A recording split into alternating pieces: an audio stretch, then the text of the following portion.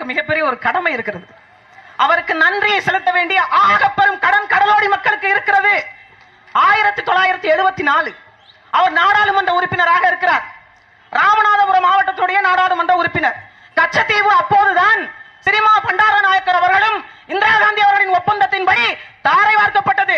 தமிழகத்திலிருந்து ஒரே ஒரு குரல் மட்டும்தான் நாடாளுமன்றத்திற்கு உள்ளேயும் நாடாளுமன்றத்துக்கு வெளியேயும் கச்சத்தீவை தாரை வார்க்காதே என்று சொன்ன மாபெரும் மனிதர் இந்த ஒரு மனிதன் தான். அப்போது சொன்னார், அவை குறிப்பிலே இருக்க அந்த வார்த்தை, அவை குறிப்பிலே இந்த டார்ச்சர் வார் வரும் அப்படின்னு சொன்னார். அப்படின்னா என்னன்னா, மிகப்பெரிய கொடூர தாக்குதல் நடத்தக்கூடிய ஒரு போர் நடக்கும். உண்மையிலேயே அவர் தீர்க்கதரிசி.